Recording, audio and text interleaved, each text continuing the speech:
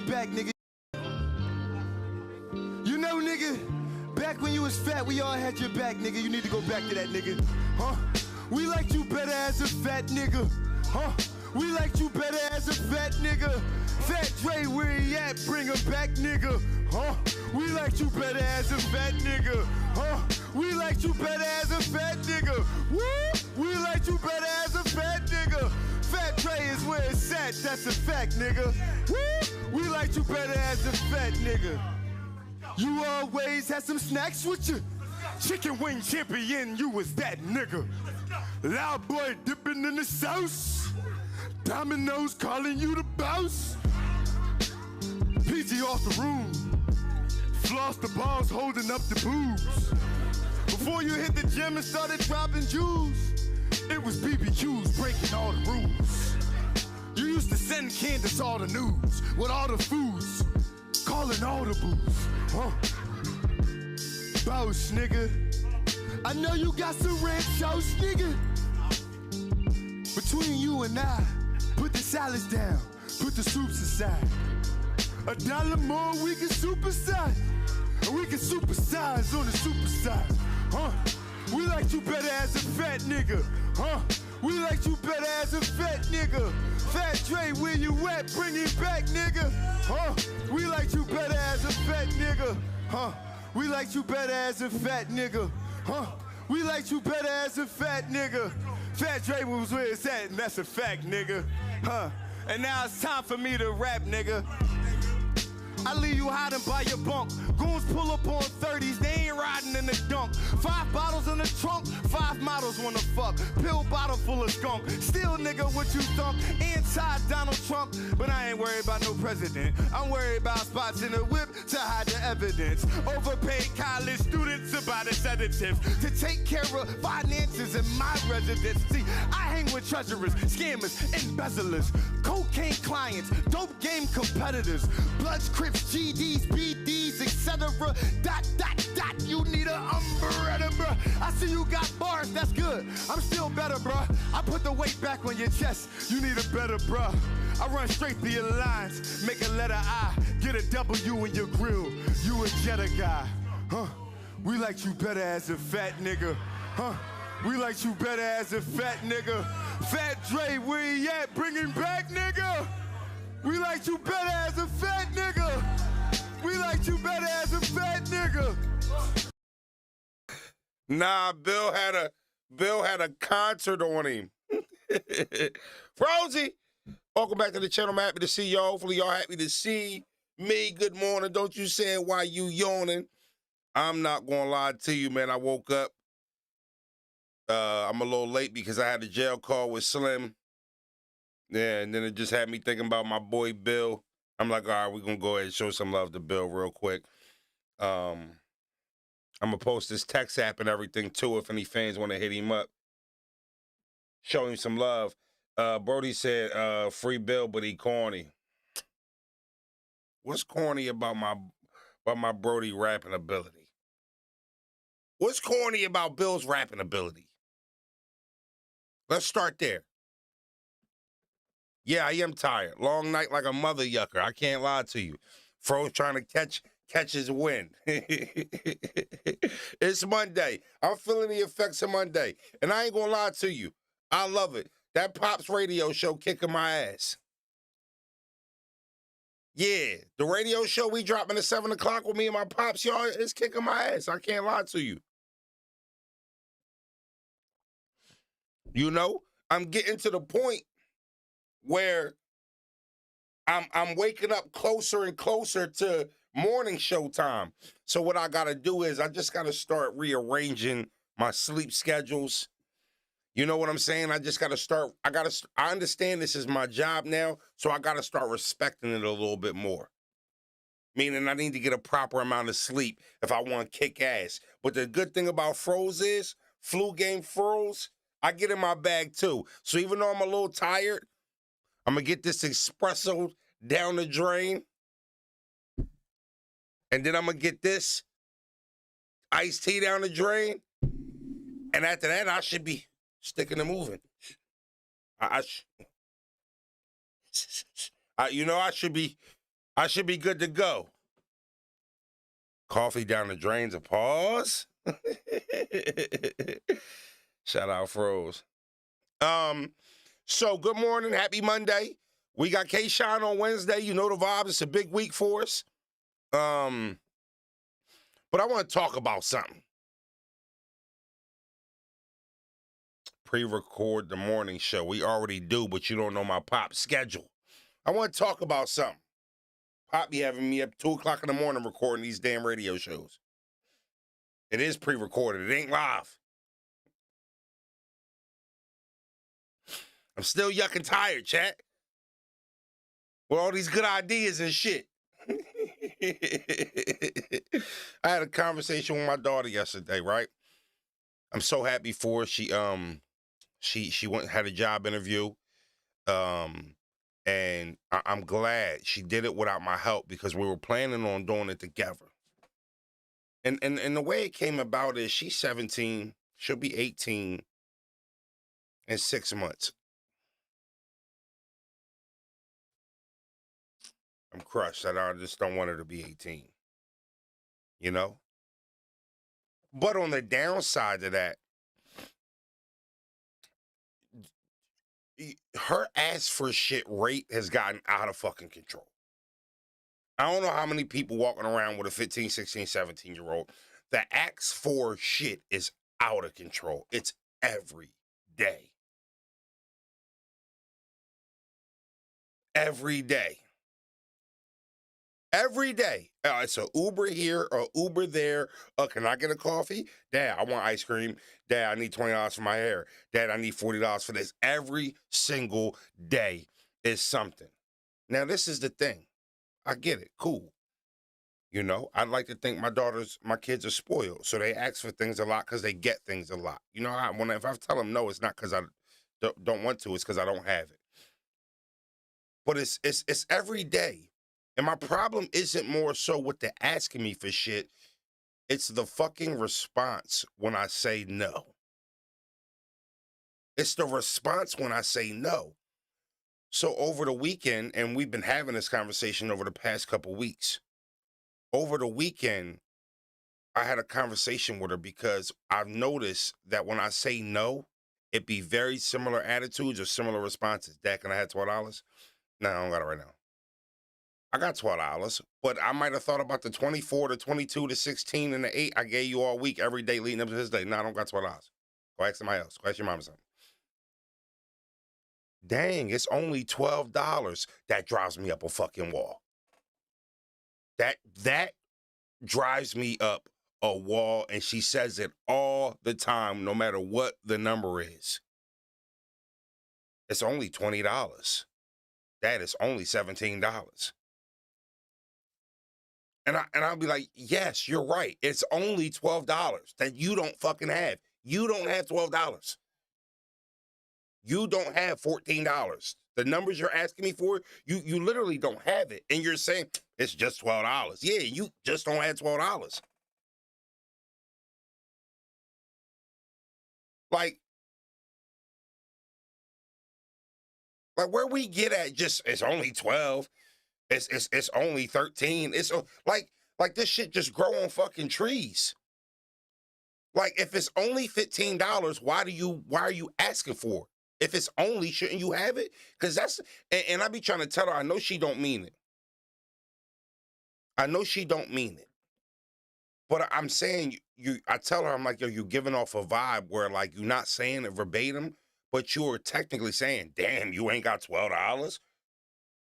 Brokey. Like, that's kind of the vibes I'm getting. You understand why? Do y'all understand why I would perceive it's only $12 after I told you I don't have it like that?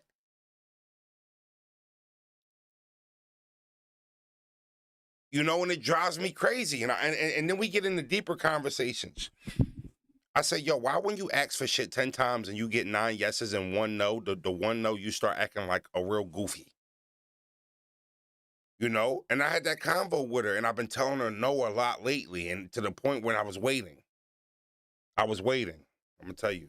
I just was trying to bait her. Good parenting, dirty strategy, but I'm gonna tell you why I used it for the results. When I get to telling the same shit and saying the same shit 4 or 5 times, good morning, y'all, and we not getting it. We not getting it. So I either look like you being encourageable, or you act like or you're not listening to me. One of the two. So over the weekend, I knew she was going to ask for shit. Dad, can you give me a ride around 3 o'clock to such and such house? I got such and such to do. My kids are goofy like this. When one of them asks for something, if it's all the other one got to do is hear it, and then they want something. It could be they don't even technically align. So, example, 17-year-old, Dad, can you give me a ride? I want to go to my friend's house. If the 7-year-old has that, ooh, Daddy, can I have ice cream? Can we go to the park today? Like, that's kind of how my kids are, right? So I've been hitting my oldest with a lot of, I can't. Ask me tomorrow. No. And then right after that, Daddy, can I have some ice cream? Yes, you can, sweetheart. Daddy, can we go to the park today? Yeah, we can go to the park around 3 o'clock. Because I know how my oldest is. So I'm, Saturday morning, I'm going to get coffee. Oh, Dad, can you get me an iced coffee? No. Daddy, can I have a strawberry sprinkle donut? Yes. Now, I still got her the iced coffee, but I knew she was going to do what I needed her to do before I brought the coffee back, right?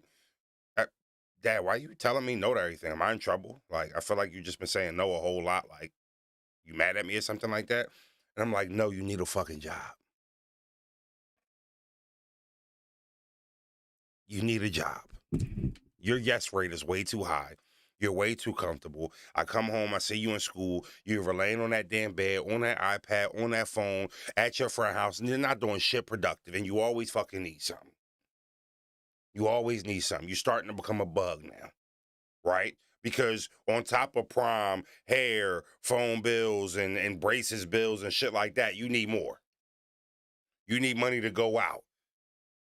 You need spending money. You need money for this. You need money for that. It's time to get a fucking job. It's time to get a job. And the cool thing about Pops is I don't want a penny of your money. For no bill, not for your phone bill, not for your braces, not for any bill in this fucking house. Solely for you to have some money for Uber if you need it. To have yourself some money for some food at the mall if you're going out with your friends. To have yourself some money if you want to go here on the weekend. You too close to 18. It's, it's too close. And my mistake was I never forced her to get a job when she should have. As soon as she was able to get her working papers, I should have had her at a job immediately. That's my fault. Because I've created a fucking monster. I've created a monster. Like, it was a process. It was a process, So she jumped right on it. Went to this little bakery, which is good, too, because there's some perks with that. Yeah. All the take-home snacks they let you at the end of the night. Make sure you bring me a cheese Danish. Like, the pop perks don't stop, respectfully. Yeah, you make sure you bring a cheese Danish through on, before they toss them in the trash. I can't front. One thing that drives me insane is how much food bakeries and shit throw in the trash. It's disrespectful. It's disrespectful. You did, but watch how she spends her own money now. Oh, I'm on her biscuit. I already know. That's the next thing. Once they get a job and they start getting bread, then you gotta help them manage their money because they're gonna spend this shit in 2 days on nothing and then still need money. That's gonna be the next lesson. Budgeting your money. You don't get to spend all your money and then come spend my money. Don't really work like that. Once in a while, you get away with that shit. But for the most part, though, like, it ain't just, it ain't just you spend all your fucking chicken and then, all right, come on, I'm gonna go spend pot money now. No. That ain't really how it's gonna work. But I think that's what you gotta do. You gotta get them ready. You gotta get them ready, and I feel like I've been slacking a little bit on that. I've been trying to hang on to her being a kid so much it has stalled me on some things that I have delayed, that I am now suffering for as the parent. You feel me? I done pushed this shit off, and now I got a grown-ass baby at the crib. And that's the atmosphere I created. I got a grown-ass teenager at the crib.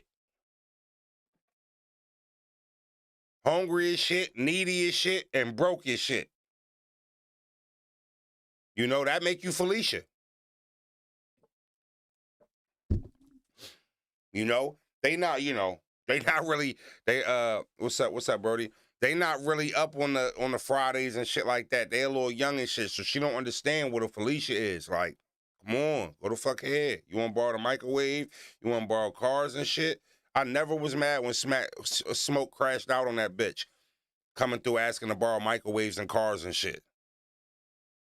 Always thought that was a valid crash out from Smoke. Entitled. That's my point. That's my point. The nose. I cannot. If you didn't listen to the radio show, the shit she pulled on prom night was so fucking corny, bro. So corny. She had everybody thinking she wasn't going to go, all dressed up, makeup done 5 minutes before she supposed to leave and shit like that because she couldn't go to the sleepover afterwards. Okay, I'm just not going to go. So I'm watching all the ladies and shit look at me like I'm the fucking bad guy and shit. Could you just stop it, Kyle? Stop what? Stop what? I'm in one of those bags too, where I know I'm making the unpopular opinion, and I know all the girls just want to let her have her night, would you? And I'm over here like, yeah, no, we ain't doing nothing. I ain't even being stern. I'm kind of being nice about it. Like, yeah, that's all right. Have a good night. You're not doing the sleepover. Don't worry about it type shit. So they all, at the door, would you come on, please? We did your makeup. It's time to go. They're going to close the doors at this time. And I'm like, yo, y'all really standing out this girl room begging her? Begging her to go to prom. She only doing that because I said she couldn't go to the sleepover afterwards. Sleepover on prom? She's not allowed to sleep over at anybody's house 365 days a year. And she's tripping about me saying she can't do it on prom. What the fuck did she think? This was some special occasion where I was going to change the rules? And now y'all sitting outside the room begging her to go to her prom? Kyle, would you just knock it off? Knock what off? Why the fuck everybody telling me to chill? I'm the only one making good calls around here. I'm looking at 4 other ladies who would tell her, yes, she could go to something that I am not comfortable with her going to. And I said, I'm actually in real time confident that I made a good decision. Here's why. Look how she's acting about not being able to go. That sound like just some regular sleepover to you? Who the fuck acts like that over a sleepover? I'm not going to my prom if I can't do something my dad never lets me do. Actually, think about what we're talking about, ladies. So look, a little bit more ass kissing went off. Now I switch around. Hey, listen. How about this, y'all? Get away from her room. She got 3 minutes to come out there, or she not allowed to go to prom. Let's play that game. Yeah. Let me reel this back in because we're getting a little on Primo. It's getting out of control. Dead hoagies, y'all are kissing her fucking ass, trying to get her to go to the prom that we done spent all this money for, invested all this time in, and it's only the junior prom? It ain't even the scene bean? No. 2 minutes now, and she ain't the fuck going. All right? On prom night, I was cracking buns both times. Think I ain't never had a prom before? No, not on my watch. Gonna have to be another day. This ain't even, this the June. This ain't even the scene being. You acting crazy.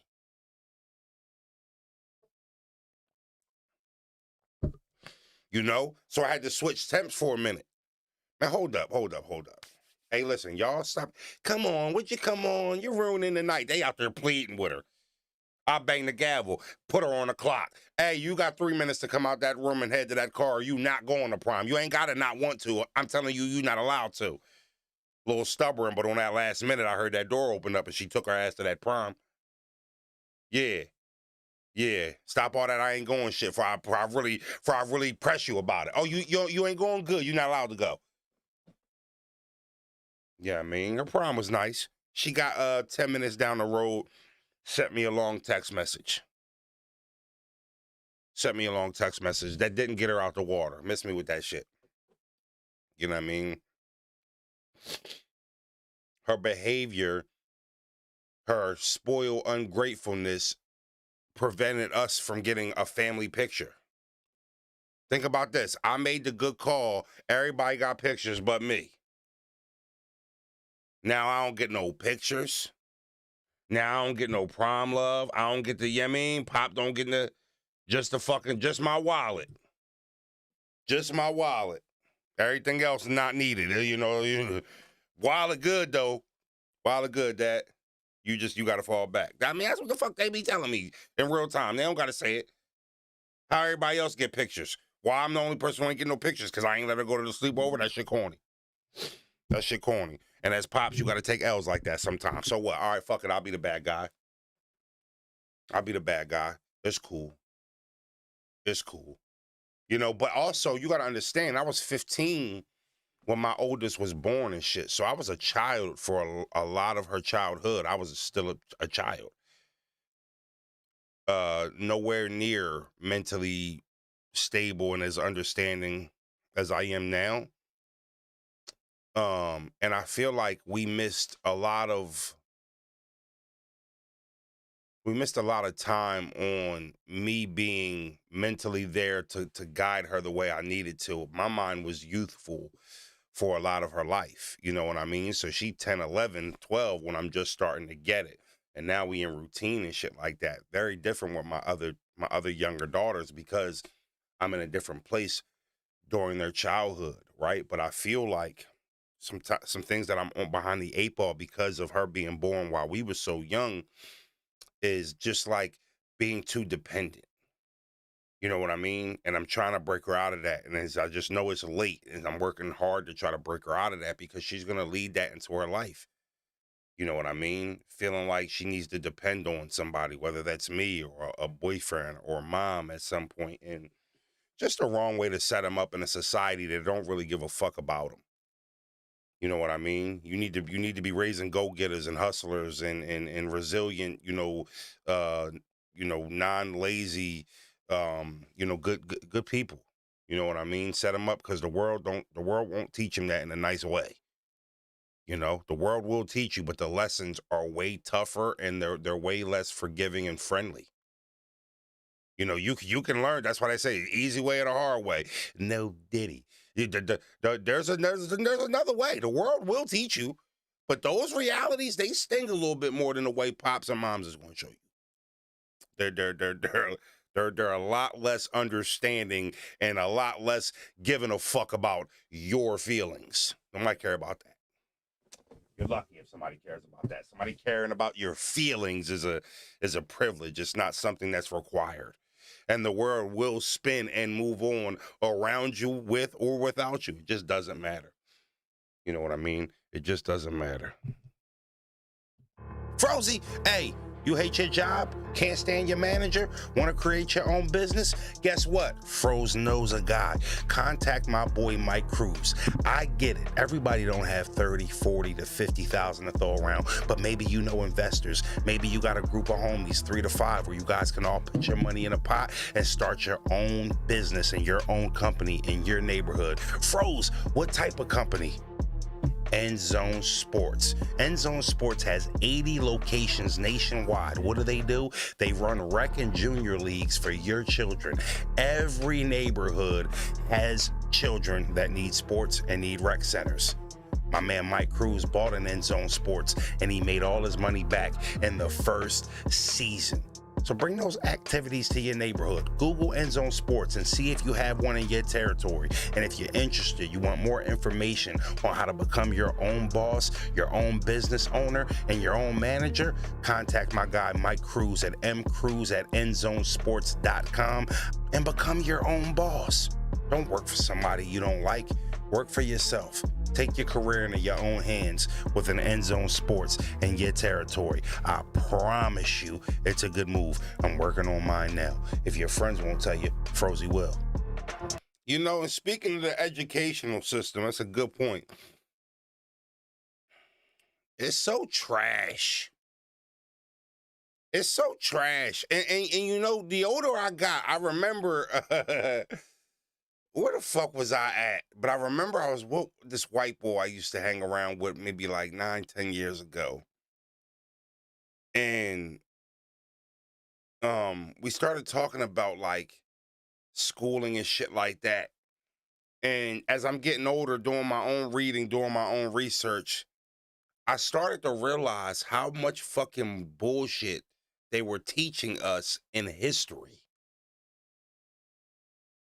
These niggas was passing and failing us on all misinformation. Imagine somebody teaching you some shit that is completely not true, asking you. It's almost like we was doing book reports our whole fucking school year on just shit that they was teaching us. So really what they were teaching us was retaining information, taking notes, answering a quiz. But the fucking information that we were getting was completely like wrong, told from a white biasness. Like the history books were disgusting. And if you look at the history book today, like I'll go through my daughter's history book today, it's funny. They're still lying, but the book has changed dramatically. Yeah, the book has changed dramatically to kind of modernize the lies a little bit because they know the access that people have. See, the internet wasn't as much of a thing as it was when we was coming up. We had the net, but we weren't. I mean, we weren't enamored by Google. We didn't have Ask Grok. We didn't have Ask AI. We didn't have Hey Siri. None of that shit. They don't teach you about who built this fucking country. The Christopher Columbus shit is bullshit. All this shit, they gloss over Dr. King. They give you no Malcolm X. Like, the history book is fucking garbage. It's garbage. All the reasons why we went to wars, who won the wars, like, all of it is bullshit. And everything they teach you in the history books is in a favorable way. They don't tell you the hard truth about our nation, the history of our nation, how we fucking got this land. They tell you none of that shit in these books. They inform the kids none. None. It's like the only valuable thing in school that they teach you is math. And some of that is bullshit. It's one of the only, math and gym is one of the only productive things a public school can offer a child. The problem is most of us don't have enough fucking funds to get them taught the right way, the right information that they're gonna need for this tough fucking world. School makes you think the real world is bubblegum and everybody's got a fair chance, and if you just try hard, it'll all work out. And the knowledge is power. Science also, that's not, music and art too. I apologize on those. You're right. Music, art too. Artistry, music, but math. Math is one of the what do you think about private school? Science too. That's why I said I slept on science. Private okay. So let me tell you how different a private school is from a public school. It is disgustingly different. I used to do fire suppression. Y'all know, Froze, we know you just got fired 5 months ago. Chill out. I used to do fire suppression technician. So I would go into a school like your local high school or your local college or your local hospital, even your stadiums and shit like that. Or I walk in and then the school might have 120 fire extinguishers through the whole building. I got to inspect every one of them. They might have 80 emergency lights and exit lights. I got to inspect all 80 of them. Like even for bros, like they might have kitchen hoods and shit like that where he got to go up there and set the trip system or unset the trip system, change the line and shit like that. All that type of shit, sprinklers, smoke. We do that shit, right? Well, I used to. So I would go into these schools and one thing I noticed from a public high school and a private high school was the noise level. That's the first thing that is dramatically different from a public school and a private school was just the noise level. The kids at the private school were still talking. They were still socializing. But it was more of a relaxed. These kids weren't jacked up on sugar. Like, they weren't, you know what I'm saying? Like, they just were different. Also, a public high school is more of like a big ass reality show. It's almost like a big uncontrolled daycare, depending on what high school you're talking about. But the kids at the private school, they just seem less stressed, less incentivized to be, you know, like the lunchroom was even chill. The lunchroom was even, anybody know, any school you go to, the lunchroom popping. High school, we walking through the lunchroom, motherfuckers is just eating their pistachios and having a little, Megan and Margaret having a little conversation, and you know, Connor and Jake over here playing a little ping pong and shit with their uncrustable fucking PB&J. I'm like, must be fucking nice. And I remember maintenance man, we transitioned into another building, and I said, yeah, man, I'd love to send my kids here. He said, yeah, 90,000 a year, 90 fucking thousand a year to go to this shit. You know, it wasn't a fashion show in school either. And I didn't see one pregnant girl. Not one. There's 11 at my daughter's school. They're walking around like they walking around with baby bumps in their fucking stomach like it's a new perfume and shit.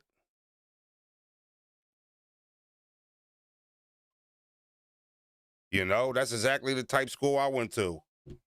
Joe Clark leaned on me. He said, look at me, boy. Don't you smoke crack? It kills your brain cells, son. It kills your brain cells. That's in my top 10 movies all time. So he said, if you're going to kill yourself, don't fuck around with it.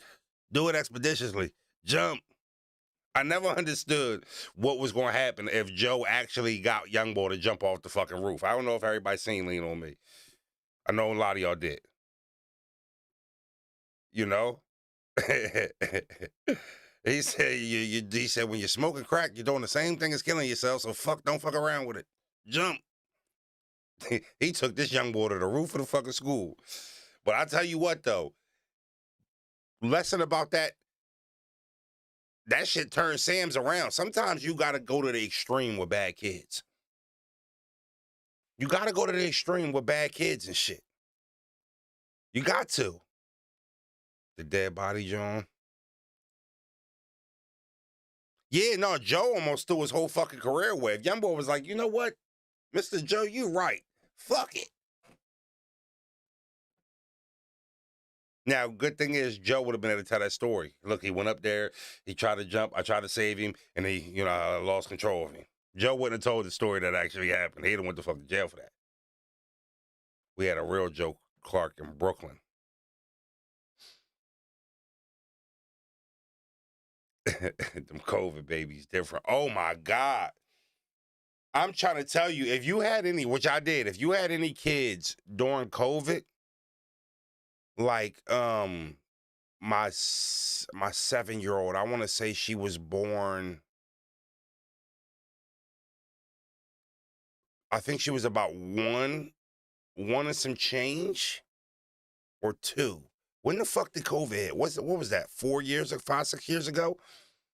I just remember we couldn't take her out fucking outside. We were scared to take her outside for the first 2, 3 years of her life. You know, I just remember her going to the park for the first time when she was like in her 3s, when it was like 3, 4 months after it had supposedly went away. 2020, yep. 2020, so she was 2, 1 and some change. Because I still got the video when she's like 3 and some change or 4, when I took her to the park for the first time. She running, she tripping over shit, she falling, she don't even got a feel for the park. She just seeing shit. She just running. I'm talking about she running in the sliding boards and shit. I got that shit all on video. You know? It's not wild. It was scary. Well, it is wild, but it was a scary time. People were dying. The last thing you wanted was your 1, 2, 3, 4, any age-year-old to get the fucking corona. When it first came out, we didn't have a lot of knowledge about that shit. It was scary.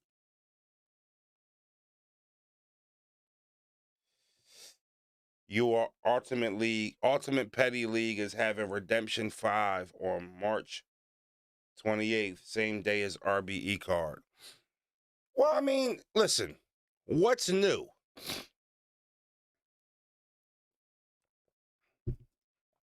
What's new? I know a lot of things have happened between those two companies where there's some bad blood still, or at least just some, whatever. The truth of the matter is, when those two leagues was at the top of their feud, boy, was battle rap fucking flourishing. Now, you want to talk about the good old days? Yeah. I'm sure ARP and I'm sure Bees and Smack have times where they're like, shit wasn't fun for us. But in totality, not considering who was right, who was wrong, who did this, who did that, them two fucking leagues battling was peak battle rap.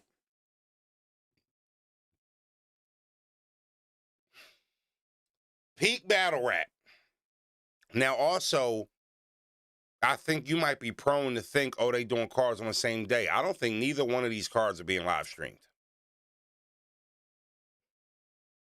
I don't think either one of these cards, and if only one card is being live streamed, which I know ARP shit not being live streamed, it don't really fucking matter. It doesn't even matter.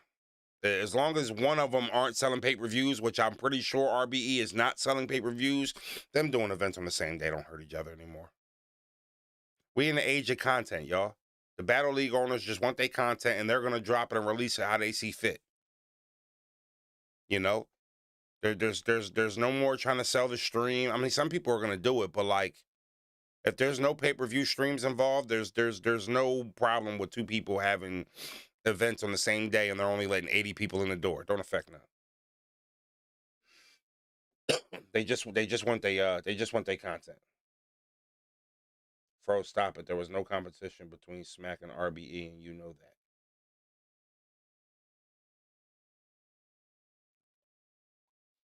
I don't know that. I actually was in the heat of it. You're very wrong. You're mistakenly wrong. You're confidently wrong. You're ill-advised. You're misinformed. You're uneducated. Yeah. You have no clue what you're talking about. You have no clue what you're talking about. And I'm actually, I feel for you, because if that's your opinion, you're entitled to it. But damn, did you miss a good time in battle rap? I have no fucking clue what you were doing during those years. Wow. There was no competition between Smack and RBE. Froze, you know that. Damn, you missed a good time, good brother. Damn, you missed a good time.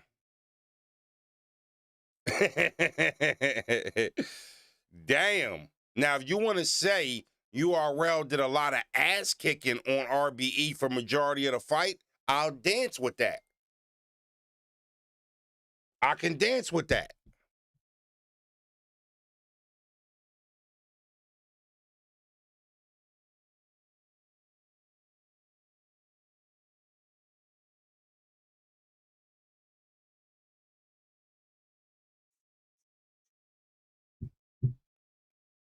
Even Beasley admitted that there was a competition before. Where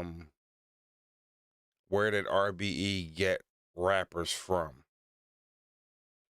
I'm so glad he said that. All right, y'all want me to cook him up? Ice is in the chat if y'all want me to cook him up. I will. I am. I just want y'all to put Ice in the chat. I'm about to cook him up. Let's do this. Let's do this before we cook him. Let's do this.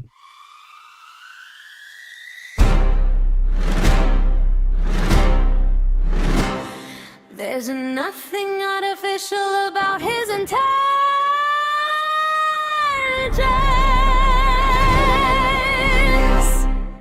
He's Big's AI, the most relevant creator in this element, new to the AI scene.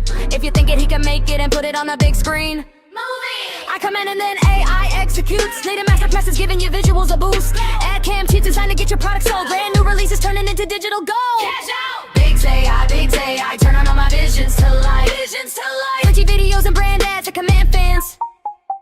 The Berg's breaking new ground and sounds like it's in demands. Goddamn. Big's AI, flipping every frame into an addictive supply. Then serving it right to the fans, cause I know what they like. Cartoon worlds in vivid bloom. The birds jumping out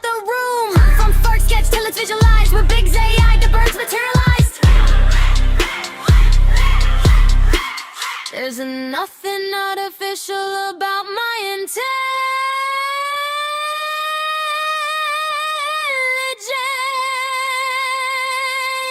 Big's AI, turn on all my visions to light. Visions to light. Big's AI, turn on all my visions to light. Visions to light. I know a lot of people hit me up. Yo, what's up with your animation board? What's up with your, hey, Froze, link me up. I want a cartoon. You hit Biggs up on your own damn time. I'm not letting nobody steal my mans from me, but I ain't gonna stop you from getting this paper. So now Biggs is accepting orders. You got an idea, a cartoon, a music video, you need a commercial, anything like that, Biggs can take care of that shit, bro. He's tough. He don't just do a fucking cartoon. He's sharp with that AI shit. He's sharp with that editing shit. Make sure you get up with him if you need anything done. Flyer for your stores, flyer for anything you got going on, Biggs can make it happen. You know, we sharing the love around this joint. Where the dickhead ball at that thought I was off him? Nah, I'm on your biscuit. Hold on, where he go? What's his name? I want to talk to you. Y'all ain't kick him, right? Because I got him lined up. Hold on.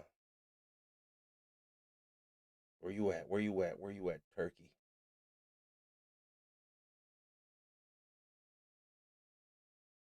What was his name? Where did RBE get their talent from? Well, you ask me, isn't that a fucking irrelevant question to what we're talking about? URL versus RBE. Well, even if, which is true, you want to say RBE got their talent from URL. If URL threw that talent in the garbage, is it URL's talent anymore? So if URL takes a battle rapper, balls it up like a paper, and throws it in the garbage and says, we're done with that. That's URL's talent? Is it? So does that mean anybody that RBE has found, rebranded, or used in a better way than URL used them, that's just always credited to URL's talent, especially if URL written that talent off? You ever heard of the Monday Night Wars between WCW and WWF? Where did WWF get their talent from? Or where did WCW get their... Guys were switching back and forth. But there were two different companies, two different brandings, two different sales pitches that were competing for ratings. It's irrelevant where the fucking talent comes from. It's more relevant about who's using the talent and getting something out of the talent. So if you ask me, saying that RBE took URL's talent is not a flex or a knock towards RBE. If anything, if I'm an RBE exec, I would say what we could do with talent that URL either couldn't do with or didn't want to do with is a specialty in itself. When was I ever knocking on the door on being a guy in battle rap rather than just another guy in battle rap when I was with URL? Other guys were made stars over there. They didn't make everybody stars. Some guys struggled over there to become stars, to separate themselves, to stand out. Right? I mean, Big K won Cody. He's got 2 URL battles in his life.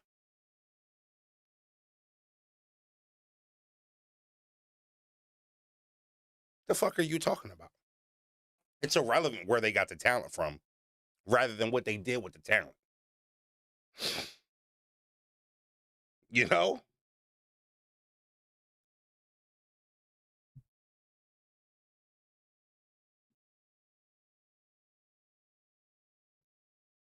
You got to take that into consideration.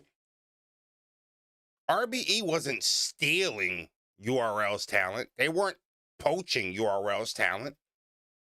They were literally working with guys who were afterthoughts or thrown away. And they said, you know what? We think we can develop them as battle rappers over here. They can grow with our platform. And a lot of people did.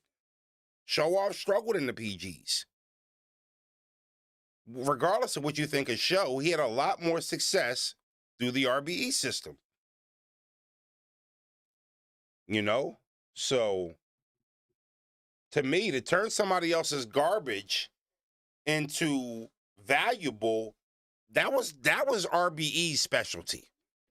Oh, you think this guy's ass? Cool, we don't.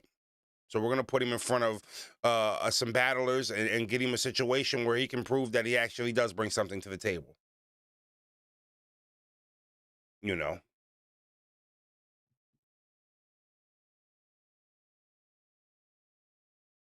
RBE wasn't the platform everybody strived to make it on. What the fuck is this guy talking about? All right, I'm done giving him attention. I just gave you that history lesson, and now you're switching it? We did the where did RBE get their talent from? I just fucking 30'd you on that topic instead of being like, "Ah, raw." I never looked at it like that. Now, nobody strived to be on RBE. The fuck?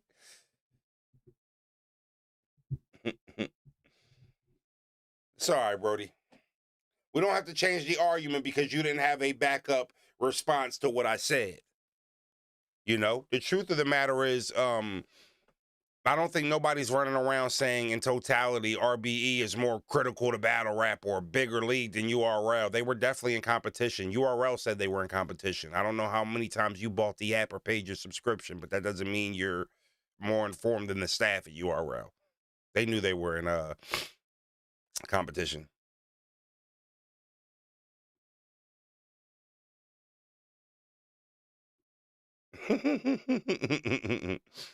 Froze, I fuck with you, but you wrong on this. Well, I guess what? I don't fuck with you, and I'm right on this. No, I'm just fucking with you, Brody. Nah, I'm right. I actually am right. You're very wrong on this. You're very misinformed, and I appreciate you for the 15 minutes of content. You know, you're very wrong on this. You know, what about the times URL was poaching battlers off of RBE's cards 5 days before the card was to happen in pay-per-views, and then booking battle events on the same day as you are on our RBE down 5 minutes down the street in the same city? Coincidence? That's not competition. What do you call that? What do you call that? If that's not competition, I want to know what you call it.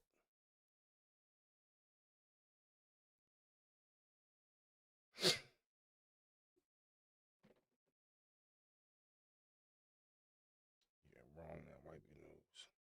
Everybody, y'all want to do me a favor? I want y'all to put an extreme amount of toilet paper rolls in the chat for Prez. Do that for me. Yeah, I want an astronomical amount of toilet paper rolls in the chat. Not just your regular TP. I'm talking about a Sam's Club fucking order. BJ's. We're wholesaling. Right? We're not buying toilet paper for a house. We're buying toilet paper for a fucking NFL stadium here. That type of toilet paper output. You feel me? Yeah, there we go. Yeah, that's how much rolls are. Yeah. Fucking right. That's for you, Prez. Talking about, I think you're wrong. I'm right on that toilet paper for you. I'm right on that. I might be wrong on anything else, but that toilet paper in the chat, that's for you. And I'm right on that one. There will be no competition on that. That toilet paper is for you. Much love, bloody.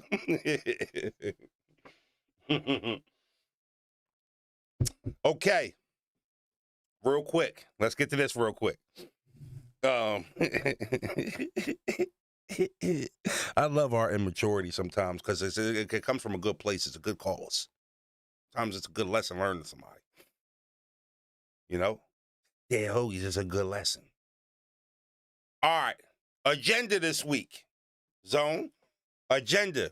What we on? What we got going? Obviously, Kayshawn interview on Wednesday. That's friendly toilet paper, Prez. Ain't no disrespect. You know the vibes here.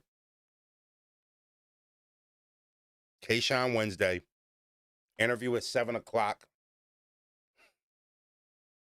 I'm hoping around 8:30, 9 o'clock at the latest, I'm going to cut the live on. So the live will not be a super stream. I'm not interviewing him on live. I am literally, we've contracted this. I have literally, we're only cutting the camera on literally for you guys asking questions. You heard the literally? Literally. Like, Froze, would you just learn that fucking word? I don't know why I said it so many times. Literally, we're turning the live on simply for y'all to ask him questions. I'm not gonna ask him shit. I'm gonna be sitting there reading the questions for him. You know, rappers always act like they can't. I think it's like a cool thing that they do. Motherfucker rapper get in front of a screen, start acting like they need glasses. And I really need glasses and shit. What that say, Froze? Motherfuckers acting like they can't read the comments and shit. That be them skimming, making sure the comment ain't disrespectful before they read it. So, you know, I'm gonna take care of that for him. Now, I do want to say this. I had made an agreement with Sean. So all the super chat revenue, I'm just gonna give it to Sean. You know what I mean? So all the super chats, they're going to Sean. I'm only gonna read majority of super chats. So if y'all don't super chat, it's okay. Members, I will read your shit. I won't ignore y'all shit, members. But the super chat shit, it's just for Sean. It's just the way I was trying to get rappers money when they come through. You know, one thing I want my show to be is an impression on the rapper where it's like, damn, Froze took care of me. He did me the right way. You know what I'm saying? No Diddy. He looked out for me. You know what I mean? So I understand that I'm taking this footage, chopping it up, trying to monetize off of it, trying to make money off of it, trying to grow my channel off of it. I wanted a rapper to feel like he was compensated. So that was one of the things I came up with. Like, you know what, Sean? After the interview, after the fucking after the freestyle, let me turn my live on. I'll have my fans super chat any questions they want to talk to you specifically that they want to ask. And I'll cut bread with you, Brody. Respect the guests. We will not tolerate disrespect either. So if you spend $9.99, $11.99, $1,099, a gazillion 99, and you put a disrespectful comment, we're just gonna take the super chat, salute you, and we're not gonna read it. Yeah, any like violation, it don't matter if you super it. We won't read it. So don't think that you're just gonna be able to disrespect the guest or me, and we're gonna read the joint and shit. We're just gonna say, hey man, thank you for the super, and skip right past your shit. But that does not mean that y'all can't ask questions to Sean. Like, I want y'all to be able to ask him, hey, Sean, why did Shotty or battle ain't come out? Hey, Sean, when you going back to UR? Those questions is a go. I don't know what the fuck his answer's going to be. I probably would have already asked him that, but.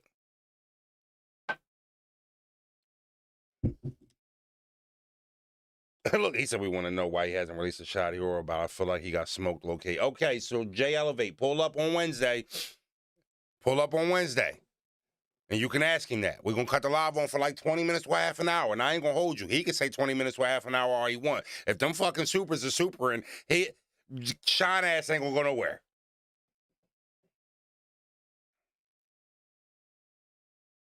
That's good. Yeah, hey, tried it. That's fire. I think we're going to add that to the lingo because you know we creating our own fucking lingo here in the zone, y'all. Right?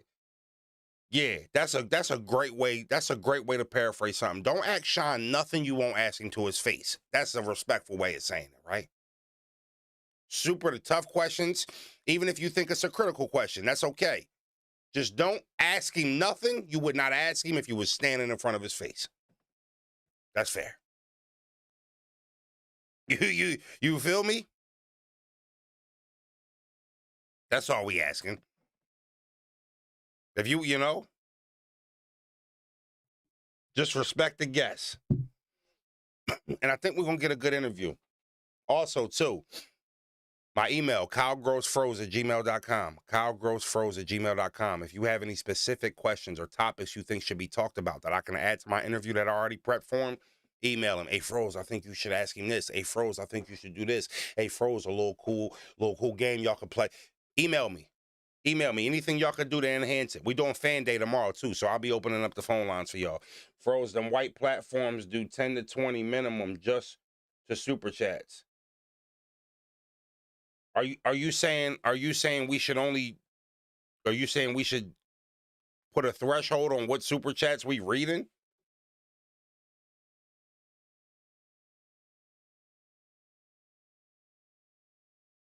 Is that what you saying, Elman Arch? Because I could kind of rock with that. Okay, Bizzle, I got like 5 in the clip. Well, here's the thing. A $1.99 super, a $5.99, $4.99 super, it's all supers. I get what you're saying. But if I cut it to just $10 and $20 supers, and then that cut the supers down dramatically, we still average the same amount of dough. You know what I mean? I would rather somebody's, I want somebody who only got $2 right? Like, to still feel like they can answer a question. Everybody's not going to do $2. People don't move like that. You know what I mean? Also, the longer the message and the higher the amount of a super chat and shit, we usually stay on that topic for a little bit. Somebody sent $100 through, we'd talk about that for a second. I get what you're saying though, but I don't want to cut down and make it only $10 and $20 and that be the only way you can ask K-Shine a question. It's a good thought. You know what I mean? It's a good thought, you know? Like somebody send you know, you only get like 50 letters for the $1.99 joint. So your question is going to be short anyway. But I'm already, y'all going to see, right? I'm going to get Shine ready for that part of it. Hey, yo, you see a little blue $1.99 and shit? Quick answer, bro. Hey, yo, Shine, when your next battle? Quick answer. We'll see. Much love. that little $1.99 to get you. Sean, when that Shotty or battle dropping, $1.99, right? I'm working on it. That's the answer. Now, somebody come through, $19.99. Hey, Sean, what's up with that Shotty or battle? I mean, you know, we X, Y, and Z, a little bit more of an explanation and shit like that. I got him. Niggas not ready to get 45-minute interviews and shit for $2. I got you, I'm an Arch. I got you. It's all support, though. So, nah, Froze, what you mean? Is that Mike Scott? Y'all remember that conversation we had about Mike Scott? Y'all go ahead, get him. We had a conversation. When Mike Scott pulled up in the chat, what is we to do? Go ahead. Y'all get Mike, look. Y'all get Mike Scott right. Hold on. We had a conversation. Y'all don't act brand new. Do what we said we was going to do. Frozy, hey, you in the southeastern PA area, got an event coming up, little baby shower, sweet 16, B-Day party, even a family reunion, hit up my good friends at Primo Hoagies, and they'll take care of you. I guarantee satisfaction with the best sandwiches in the area. Hit up these two locations, 904 Chester Pike, Prospect Park, PA, 1149 Westchester Pike, Westchester, PA. Don't just visit them for lunch. Let them cater your next event. Remember, it's not a hoagie, it's a Primo. If your friends won't tell you, Frozy will. Yeah, Mike, ain't no more just pulling up and joining no Frozone. Nah, we not doing that.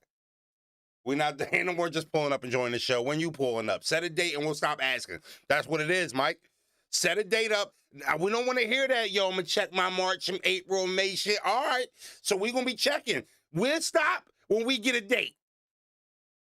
Hey, Froze, I'm pulling up May 13th. I'll tell the chat, yo, we got Mike Scott. Lay off him. Let him live. Let him enjoy the Frozone.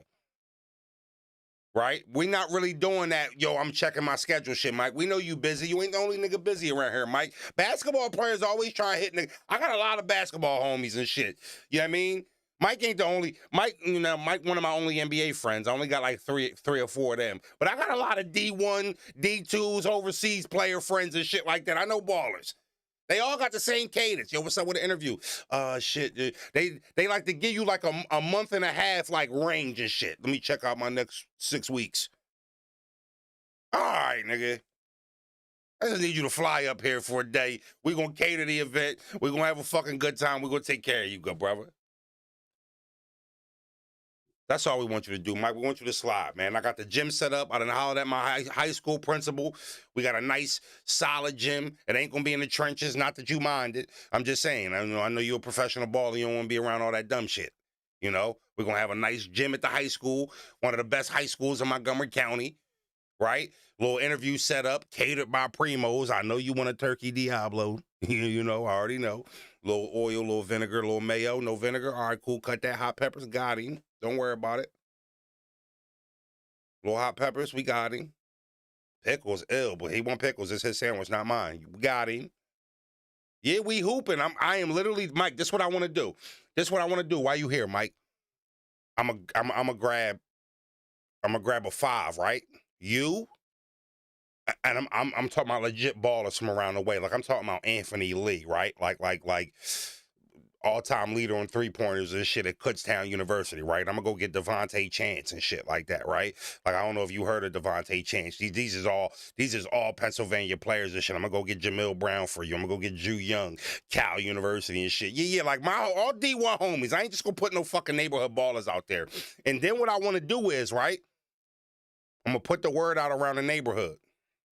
You tell me if this is a deal breaker, Mike. Oh. Mike Scott calling right now, y'all. Hold up. What's up, Mike? You said what now? All right, this is what I want to do, Mike. I got my high school gym. We're gonna lock the gym down. We're gonna get 5 ballers and shit. I'm gonna put five niggas around you that's legit hoopers. D1 or G League minimum, right? D2, lowest player, right? But then I'm gonna open the gym to the hood, and I'm gonna have people pull up and run 5s up. You know, games of 12 and shit. Easy little quick runs and shit. We gonna run for an hour or two until you don't feel like running no more, for real. But what you gonna do though? So I'm a hoop, right? But this is what I was about to tell you. If I hoop, this is how we throw the finesse in, because I'm trying to put $5,000 down a game. I'm trying. Yeah, I want to put some. Yeah, I want to put some money down. Okay. I want to put some money down, so I was hoping you was in the mood to come down here and hustle. My favorite movie is White Man Can't Jump. Yeah. So that's classic. If we get Sidney Dean and Billy Hoyle the situation, I know it's a couple suckers that's gonna pull up with a LA Fitness 5, and we're gonna be able to just scoop that money up. Okay, so wait, are you on my team or are you guarding me? Like No, Mike, I'm there. Mike, we on the same fucking team, Mike. Oh, we on the same team. Okay, Hold on, Mike. I ain't pussy. If you want to check rock, like I ain't. I thought you wanted smoke. Nah, my fault. I'm trying to. I thought you wanted. Yeah, I thought I had to make an example. Nah. Well, hold on, Mike. Well, hold on. See, now you disrespecting me, and check me out. So let's take it this route. Before we start hustling and taking niggas money, let's do this. You can run against my mans. I got my mans here play on my behalf. It's the Frozone. I'm gonna keep it a bean. Nigga 6'7" and want to play Froze 1-on-1 and shit. 6'8". 6'8". Ooh. Okay. All right. Well, listen. I'll check you up 1-on-1. Is if afterwards we can run some runs and take some niggas' money. Oh man, we going viral. That's what I'm saying. That's what Mike. That's what Mike. I'm gonna get you a hotel and everything. I need you to stay out here for 24 hours. Oh, what am I gonna get 24 little telly, Mike. Little telly, Mike. We should be able to scramble up a little. Mike, we should be able to scramble up a little 15 to 25 grand in an hour or two. Niggas is gonna pull up. They ignorant. All right, so all we need is a date, because I want to let you know. Is though you take that 5 bands, niggas gonna, you know what I'm saying? So we gotta make sure everything is everything. Oh, Mike, you are highly mistaken. Niggas ain't just gonna lose they 5 bands. Yes, Nick. Listen, let me tell you something. Basketball ain't gonna be the only thing in the gym, Mike. We gonna be cool. Like I ain't gonna hold you. Once niggas lose, they'll be escorted out. You know what I'm saying? And I ain't gonna hold you. For sure.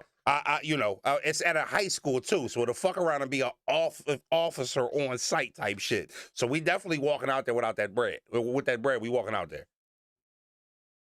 Oh, okay, all right. So I just had to check your temp. All we need, you coming to our neighborhood. We ain't taking you to somebody else's neighborhood. You coming to our neighborhood. Mike, I just need a day. I just need you to hit this calendar. Let me know a day. I promise you, bro. We gonna cater everything. And we gonna make that shit a movie. Say no more. All right, Mike. Mike got me fucked up. Will I be the first battle rapper to have an NBA player on his platform? Would that be a first in battle rap? Yo, who did anybody do some shit like that? Anybody do some shit like that? Oh, hold on. Let's be clear. Who did it? Who did it? I would be, right? Let's be clear. Mike was a 76er. He's not just an NBA player.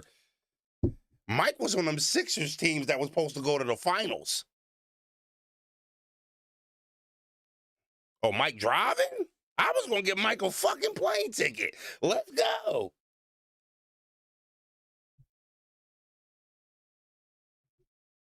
Well, now I'm not gonna lie to you. Me and Mike got to check up 1-on-1. I think that's Mando.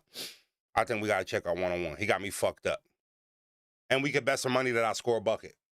Who want to bet some money I score a bucket? Mike trying to drive, so I already know what type of time Mike on. Mike, if you ain't see Mike a gangster, I don't know if you Mike one of them basketball players and shit that just was good at basketball and shit. Mike from around the way. You go watch him at the Eagles game and you go see Mike throw his shit up, you know what type nigga Mike is. Yeah. Mike talking about fuck that, we driving. Mike heard $5 on the ground and shit. He want to come up here with bazookas and shit. Yeah, Mike on the same type time as me. We might be cousins or something. Mike, you ain't gonna have to worry about that shit. We gonna be so good in that gym, nigga. Iran could pull up and they be in trouble. No bullshit, nigga. Iran can land a plane out in the parking lot. We be all right. Light that fucking plane up like it's a Christmas tree.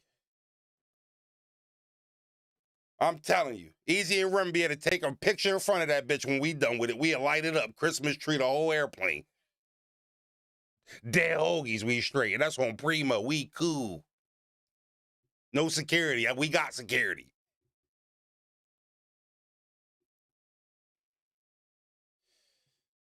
You feel me, Zone? Christmas tree, the whole airplane.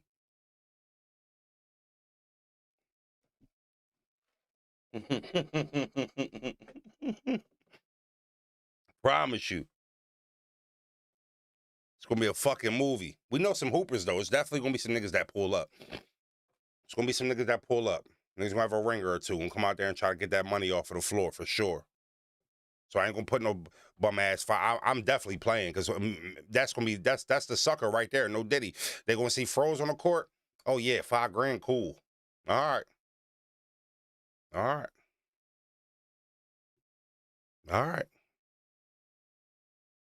We hustle. Mill still cook? Yeah, I think Mill cook. You want to call Hitman Froze? I actually told bros that's what I want to do. I would like Hitman to get a 5 and fly down with his team and play us. But me and Hitman, we ain't cool. So ever since that event situation where he felt like I was hating on his event because they didn't hire me for fucking commentary. Not that I could have just thought the event wasn't that good. I only was saying that because he didn't hire me for commentary. Like ever since that day, we haven't been good. He don't respond to my texts. He'll do shit like, you know what I mean? He'll talk to bros and shit like that, but like act like he got like an issue with me. I don't think it's like no real issue or nothing like that. I just think he act like he don't fuck with me. And for me, like, I ain't kissing nobody ass. You know what I'm saying? Like, I don't have no problem with him, man. I've worked for his events and shit like that. You know? But yeah.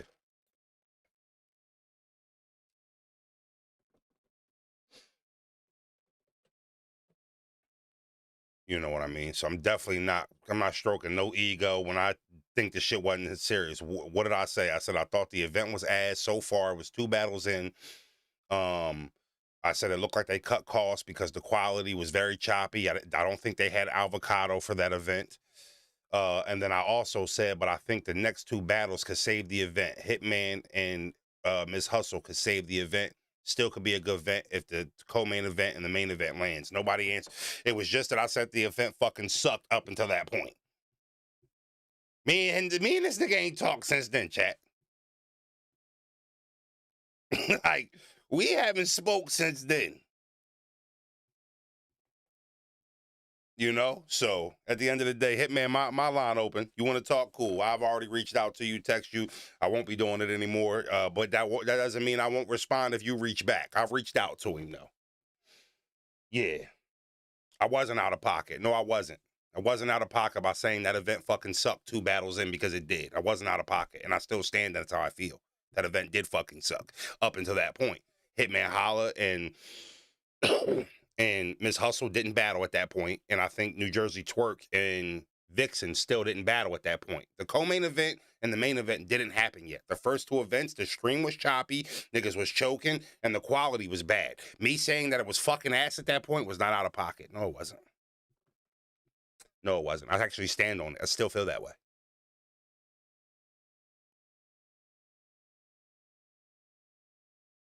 Yeah.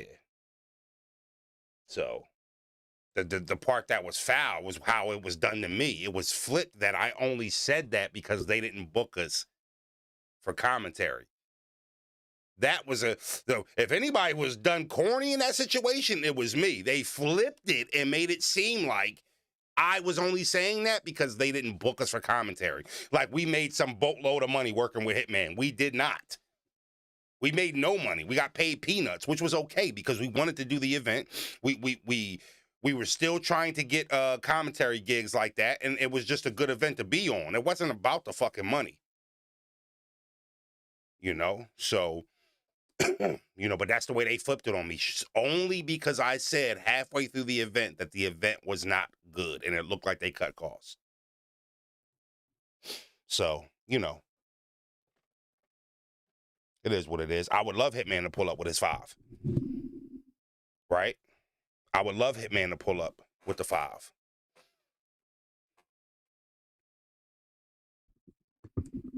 Power Moves was fire. Like the event with him versus Geechee was fire. We did that event. It was a good event. You know, K versus Twerk, it was a good event. It's a good event. I'll say it's a good event. I didn't pull up after the New York event in New York for TBL and just say it was the greatest event ever, because it wasn't. Have bros hit them up. Nah, because I don't want bros to have to deal with the, yo, bros, you know I fuck with you, but you know, froze, because then bros is going to completely stop fucking with Holla if he says something like that. And I like that bros is cool with Holla and people like that. So I don't even, it's cool. I don't think me and Holla are beefing in any capacity. I just think he got mad that I said something about his event.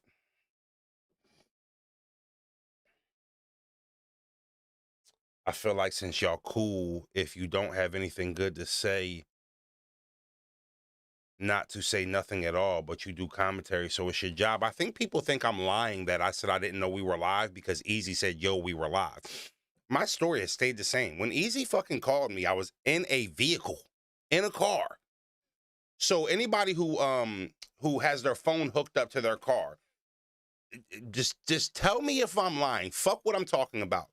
When you get a phone call sometimes and you switch your audio from your phone to your car to come through the speakers. I don't hold my phone like this when I'm driving. I got kids in the car usually. I'm a safe driver. So when the phone rings and I'm in the car, if I answer it from my phone, I have to switch audio from the phone to the car so it could come through the car speakers. So whenever Easy said, yo, we're live, I didn't hear him. I didn't hear him. If you go back and you listen to the conversation that me and Easy was having, even though he said he was live and I didn't hear him, I'm speaking very, very unfiltered. Very unfiltered. If I thought I was live, I would have cleaned it up, not because I didn't want anybody to be upset with me, just from a professional standpoint. Like, I still would have said the event wasn't good, but I just would have said it like I was on the air. But I'm human too. We talk different. Me and Hitman have had conversations that he wouldn't like those conversations to be on the air because we're talking differently with a different tone. I even said that to him when he was mad when I jumped into spaces. I'm like, yo, Hitman, me and you talk. We've had conversations you wouldn't want to be live. Okay, so I say that to say, off the record, we got a little bit of a different tone. We use explicitives a little bit more, and we don't dress it up as nice when we're off the record. When I was speaking to Easy, I thought I was off the record. That's why I was very unfiltered. You guys know I'm sharp with that shit, like PR. So I'm very sharp with that. And I'm not saying that like I'm better than anybody. It's just one of the skills that I have. I did not know I was live. That's why I'm like, man, this event fucking trash. It looked like they cut costs. If I was live, I'd be like, you know, the event ain't really going too well. It could get better over the night. I don't really like the quality. Just on the strength of being live and showing a little bit respect and not being overly critical. But if you go listen to the way I'm talking, you can tell I didn't know we was fucking live. It don't matter that Easy said, yo, we live. I did not hear that part. You know? And even though I didn't know we were live, I still didn't say anything wrong. It was just critical and unfiltered. I think I might have, I don't want to say I hurt Hitman's feelings because I'm not trying to violate him, but I just think he probably was hurt by how critical I was and how dismissive I was about how good the event was at that time. I just think he didn't like it. And I think he felt like I should have carried it a different way. What he doesn't know is if I was live, I would have carried it a different way because of our relationship and out of the respect for the brand. But I didn't know we was live. So you guys got to hear an opinion of mine that was unfiltered.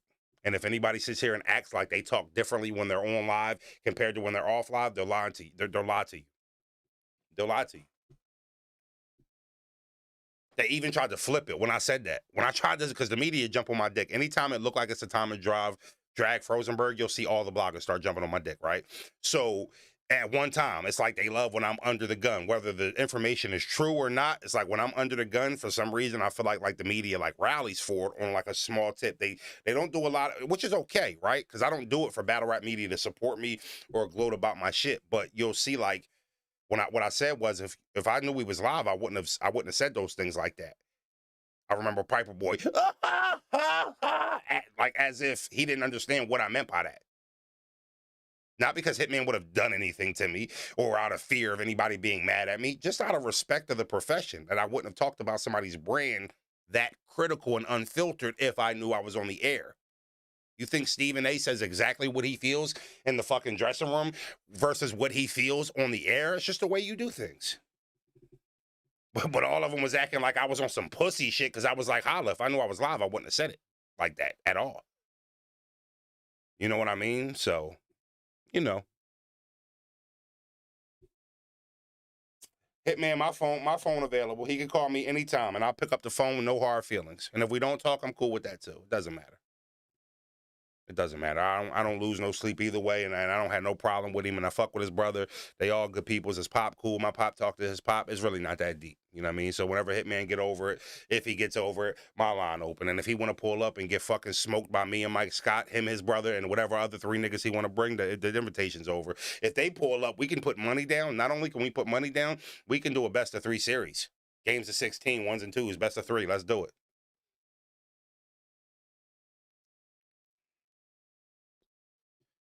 Let's do it. I think that'll be fire content. Before y'all even suggested, ask bros when he go live today. Yo, did Fro say let's play against Hitman and them? Everyone speaks differently at work. You shitting me?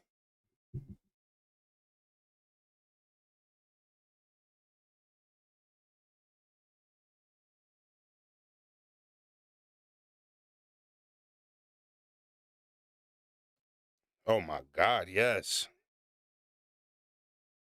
Hold on.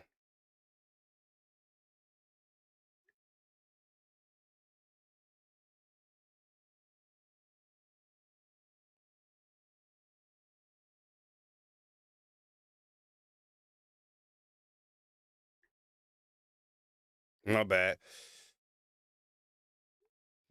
My bad. Just got a text message I had to read.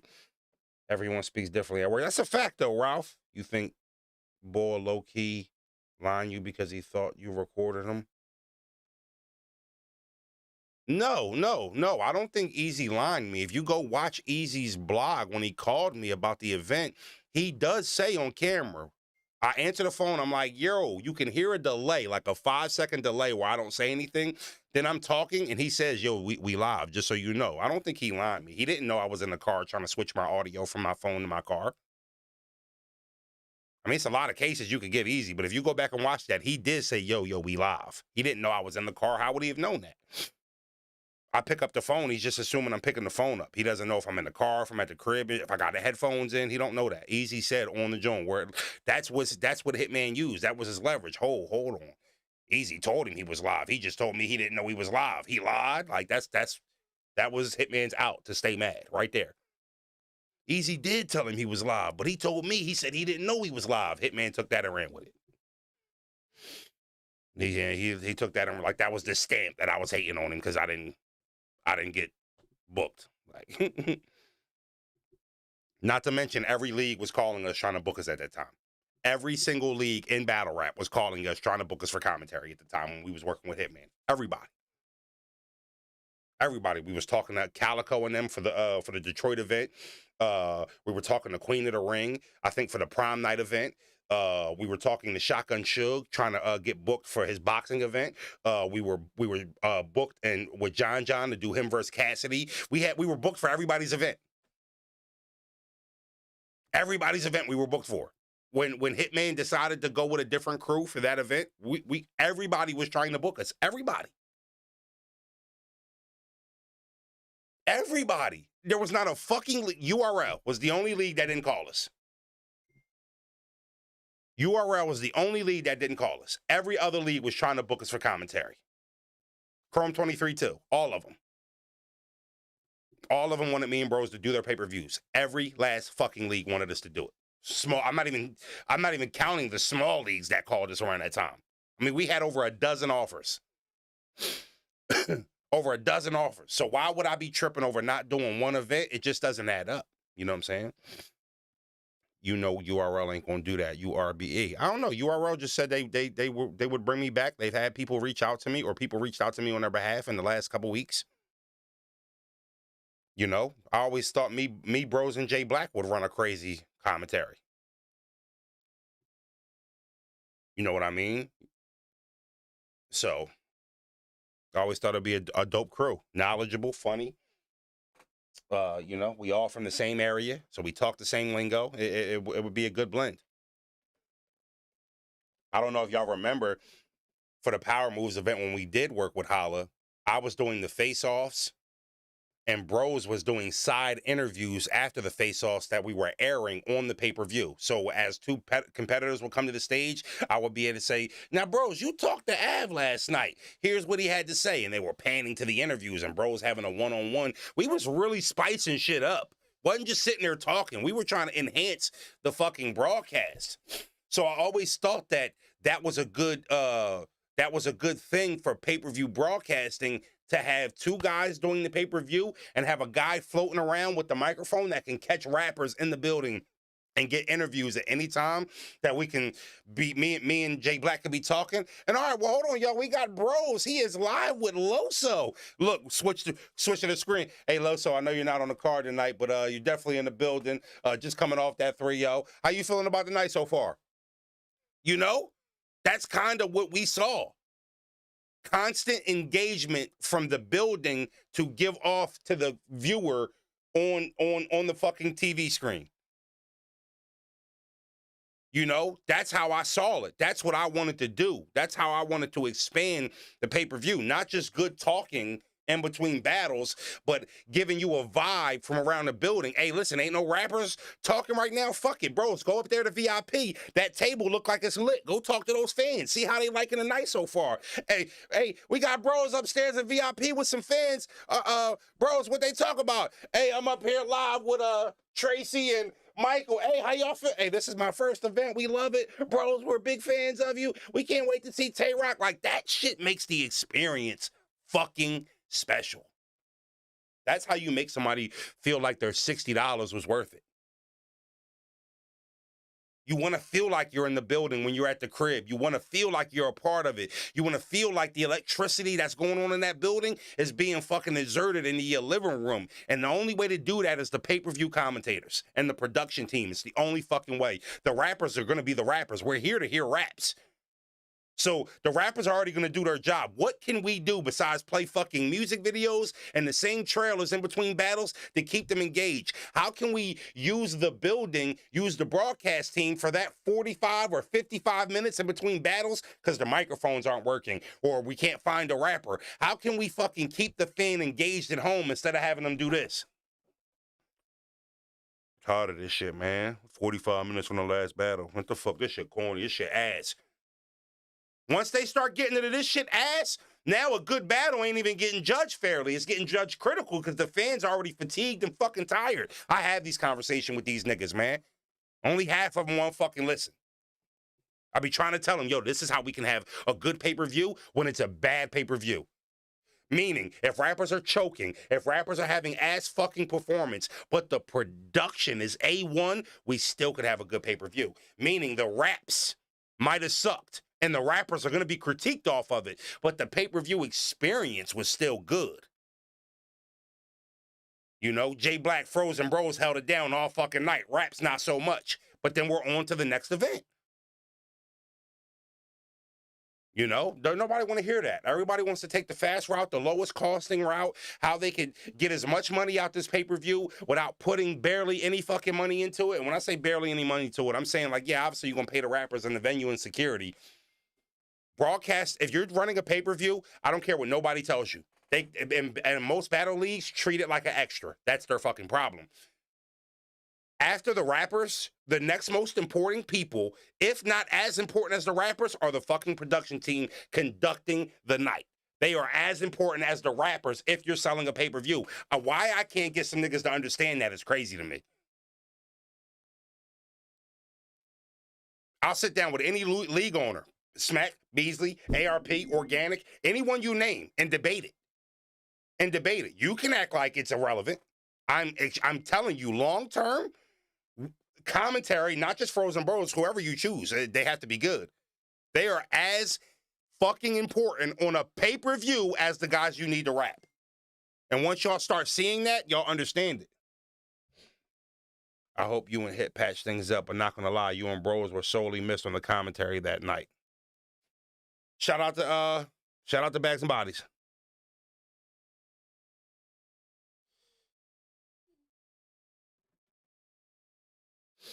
You know, stop giving away all your sauce. They're gonna steal it. The beautiful thing about battle rap commentary is none of us are professionals. Like, we could be professionals within the cultures, but we're amateurs in the grand scheme of things. I went to no media training school. I have no training in media, and people think I'm media trained because it's a natural gift that I was born with. No, I'm not tall, and no, I can't fucking run a 4.4. It's not super athletic at all. Give me a microphone. That's my skill set. That's where I'm special at. So you can put anybody in them places and steal the idea. Doesn't mean it's gonna hit. Doesn't mean it's gonna hit. Doesn't matter if people steal ideas every day. Doesn't mean it's gonna hit. You still need somebody in there that can execute it. Yeah, I mean, you need somebody in there. You can say, oh, we're going to do interviews in between battles. We're going to put the interview, just like Froze said it on that interview. We're going to do it the same, but don't mean it's going to hit. You left out the part where I said Froze, Bros, and Jay Black was the three people conducting that type of night. That changes things dramatically. Put any three up there you want. And not saying it wouldn't be good. It would look different than if Froze, Bros, and Black was doing it. It would look different. It look different. I give up game. This culture don't be listening to half the game. You can get this shit away. You think this the first time I said it? I done sat on the phone with league owners and gave them the same game, and they still talk about it like it's an extra expense. You know? So that's the beauty about this fucking culture. You can get a game away. Motherfuckers still won't take it. That's battle rap for you.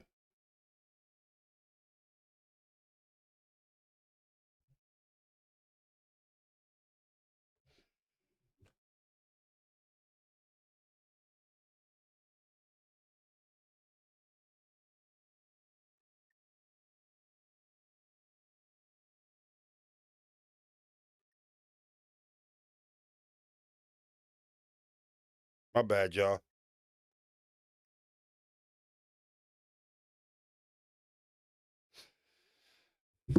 They don't respect the craft. We doing too much numbers now here now. Froze, you focus. It's going to string together. I didn't see your super pop. Oh, we got a super, my bad. I want to hear some egregious Ben Simmons stories on Primo and them. I ain't see that. My bad, Gordo. I still say Black and Froze would be a great champion.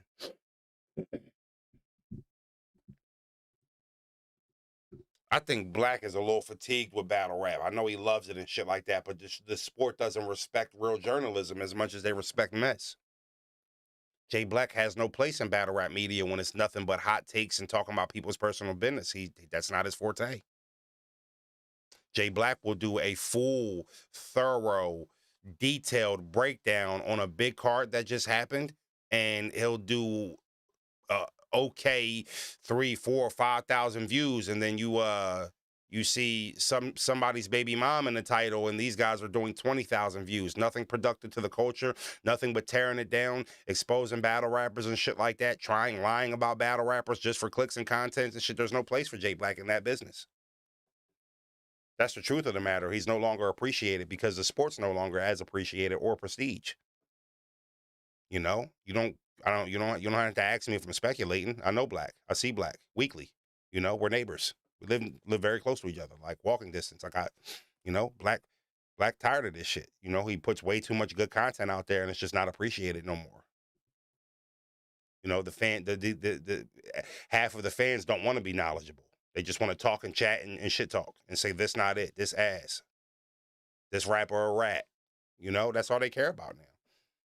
It's not enough rapping going around that's cared about. Do you see champion donations? Not this year, I didn't. So what people don't know is Jay Black don't need battle rap to make money. He's got 2 channels with over hundreds of thousands of subscribers. His reaction, when he just reacts to songs and shit like that, does way more numbers. He don't need this shit. It's a privilege that he's around. And when he decides to go away, his absence will be felt. Because you won't be finding a lot of real content broken down at that level, that thorough, that knowledgeable, that real. I won't be doing it. I won't be taking his place. I'll be simply, Jay Black, Froze is going to be a nice. No, I'm not. I won't be. Not. No, first of all, you can't replace Jay Black. Second of all, I'm not going to run into the same problems he's running in. Good journalism, and I'll take my good journalism and my good media shit to just talk about what I want to talk about on my channel in general. I'm not basing it off battle rap. I seen a comment today, Froze, you're so talented. Can you talk about other things than battle rap? I said, you know what? We ain't going to talk about no battle rap today. You know? I don't need to talk about battle rap for 2 hours. It's easy to reference it, little topic and shit like that. But it's just tough. That's not appreciated no more. You know what I mean? So, any word on the bar exam gig? Nope. They gave me the job, and then we were supposed to set up a date, and then Unc never called me. So Unc probably changed his mind on it. Not giving me the job, just on doing the bar exam shit. He probably changed his mind. I could call him and get an update. I definitely got the gig. I don't think you'll see the bar exam with a different host. Like, oh no, they're not giving Froze the job. No, I just think he might have changed his mind, which is okay. I would have been solid for that show. Well, I'd have made it fun. Questions would have been fun. I would have enhanced a few different things just to try to make it a little bit more lively. And if they still want me to do it, I will. But that's the thing. Everything has a quick turnover in battle rap. Plans change. People change their minds on shit. Nothing's set in stone no more. You know what I'm saying? Nothing's set in stone.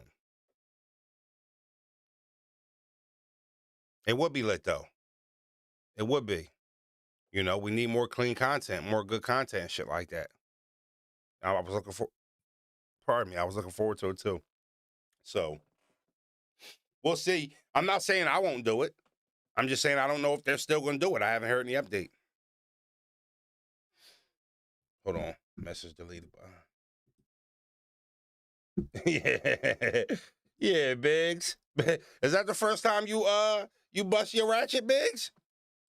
Was that the first time you let that Glocky go? Yeah. Well, Froze, you do a good job with interviews so far. So, if you peeped, what did me and Mook talk about? We talked about sobriety. We talked about how he was able to stay relevant for 20 plus years. We talked about ghostwriting. We talked about the situation with Briz, how he felt about Briz. Very like small samples, like, yo, if you had 3 battles, like we didn't overkill battle rap. Yeah, but I think his love is gone because the show got stale. The good chemistry left when Tech passed. You would restore that. The show only stopped doing numbers because it got whacked, respectfully. And that's your opinion. But even though, still, Black's heart would have to be in it. Black would have to be like, yeah, Froze, we can bring it back. We can rejuvenate it. We can make Champion special. I still believe it's special just with him. That content of him having that live Skip Bayless debate that he had with Tech, that's truly been missed. And putting Anwar, Mark, and Dree up there, although I thought they were entertaining in their own right, it was night and day compared to what him and Tech was doing. But I also don't feel like he wants to just try to pick up and copy what him and Tech was doing with me sitting in that chair. I think if he would want to sit down with me, if he was even interested in it, he would want it to be different. But I've offered that to Black. Me and Black have talked about it. We've scheduled it. We've even, came up with, what type of shit we would do or talk about at certain times. We just really never fell through. And we still kick it. We still chill. You know what I mean? So that's kind of how I know he ain't tripping over it. Black called me today and was like, yo, I want to bring Champion back and I want to debate with you. I'd be at his motherfucking house every day he asked me to.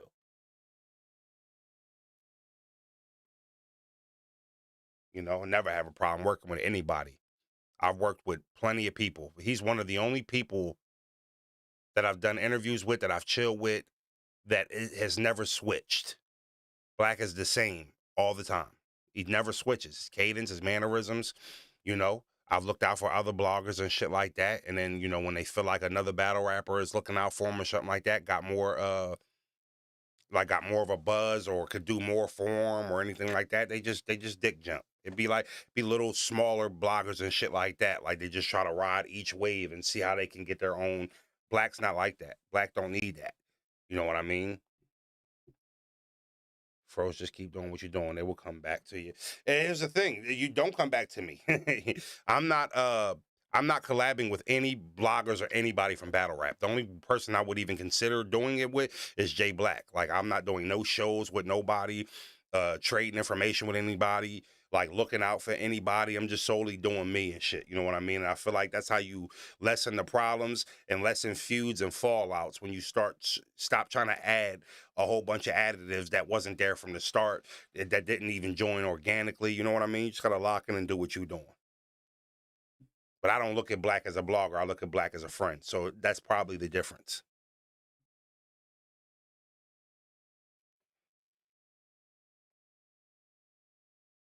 You got your own shit. You up right now. Pop show was fired this morning. Y'all fucking with the radio show with me and Pops? Yeah. All them joint shows and shit like that with rappers, and I'm off that. I'm off that. I ain't working with nobody but my brother and Black if he want to work, and taking care of these rappers when they pull up. I like 3 Letter Man, but what the fuck do me and 3 Letter Man gotta work together for? We do 2 different things. I like 3 and I like what he do. You know what I mean? But like me and 3 don't have no reason to be working together. I wouldn't mind. I would go do an interview for 3 on his shit.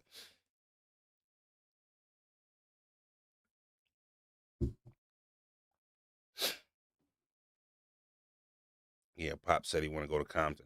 Yeah, man, I told Pop I want to take him to. I told him I want to take him to California. Pop never been on an airplane. He told me, yeah, you take me to California. I want to go to Compton. All right, we're not going. Yeah, like we're not going. I say California and you want to go to Compton. I told him, I said, I'm not going to anywhere where I can't wear the hat I want to wear. You know what I want to do? I want to, and I want to see who down. I want to go on like a cruise or like a big like chat fucking vacation where like 10 or 15 of y'all from the chat, you know what I mean? Book up, we all go on a fucking vacation, a camping trip or something like that, and get content out of it. That's what I want to do. I'd rather collab with my fucking chat before I collab with some of these niggas. You know what I mean? I want some of my members and shit. We're gonna schedule this shit. Go camping, go on a fucking cruise or something like that. We all link up and get content off that shit and just mob somewhere. You know what I mean? Get a big ass Airbnb, a fucking mansion. Camp, you know what I'm saying? That's what I want to do. Frozen the chat goes camping. Frozen the chat goes on a cruise. You know what I mean? Yeah, that's what I want to do. You shitting me? Chat, we do shit like that. Shit, I'm down. F it. I'm around. We're going to have 50 people at this motherfucking crib. We might have to get 2 cribs.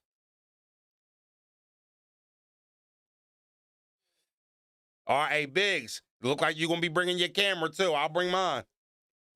Look like we're going to have some content for sure. Yeah, everybody got to pitch their own tent and shit. That's what we'll do. We'll put it we'll put them in pairs and shit. Niggas got to put their tents together. First person to get their tent up, get a prize. Froze, take me to pick up my will. What, today? Where you at, dickhead? Bros, where you at, the crib? Yeah, that's how we'll do it, right? RV camper. See, now you talking, try this. So look, that's what we'll do. Well, first game is the first person to pitch their tent, right? Then we'll have motherfuckers gotta go catch fish. You know what I mean? We bring the fishing poles out.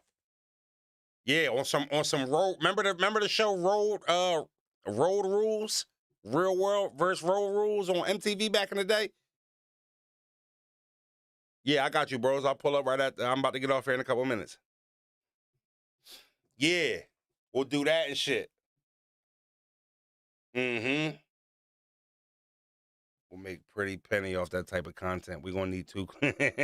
Froze Rules, yeah. I love Road Rules too. We're gonna do Froze Rules, yeah. Survivors, Frozen editions, for sure. For sure. Nah, I think that's fire. Whole weekend of that shit, y'all. We fuck around and just go up Hershey and get a cabin or something. Y'all really with this shit? I'm dead serious. This type of shit I want to do this summer. No bullshit.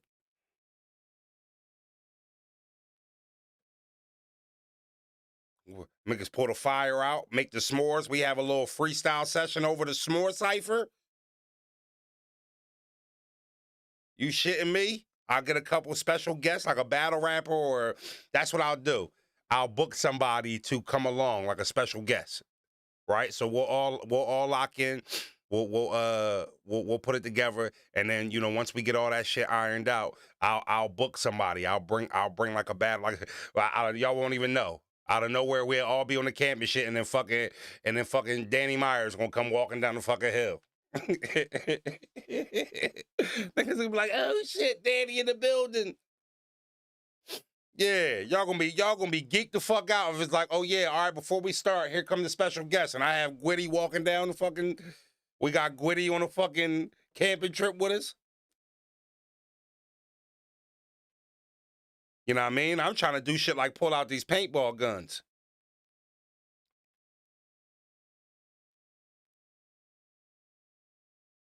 Yeah. Gwitty gonna be walking down and shit in a full camouflage joint. Talking about it's nasty. Could you imagine Gwitty trying to pitch a tent? Come on. I'm telling y'all, man, shit'll be fire. That's what we're gonna be doing this summer. Surf will be hilarious. Yeah, he would be. Hell yeah, we get Surf out there camping. It gotta start somewhere. Yeah, it just gotta start. Once we do it one time, motherfuckers gonna be like, yo, Froze, I wanna be on the neck. All right, well, cool. We doing whitewater rafting.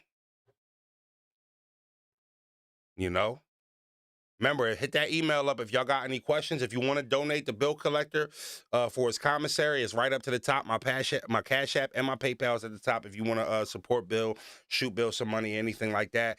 I forgot to do it. I'll show you the text link app and his information. So if you want to write him, send him some mail or anything like that, I'll have that up for tomorrow. And then Wednesday, we on to the K-Shine shit. It's going to be a big week for us, y'all. Big week. We're going to end the month strong. Bros is supposed to do 5 for 5. Bros is right here. He's this close to monetization. We need 5 from Bros all week. And when Bros goes live, please pull up. Show him some love so we can get these watch hours and get him monetized. His channel is Bros TV. All right? 5 for 5 this week from Bros. Now, I got to go pick him the fuck up and take him to get his will. Didn't have that in my Monday plans, but I guess I do now. Maybe a gaming stream or something a little later. Maybe a blog or something. Your friends won't tell you Frozy will. It's Big Froze, Big Froze. Big Froze, Big Froze. Now that you see it, they watch me like they watch the news. We don't do no talking, we know what they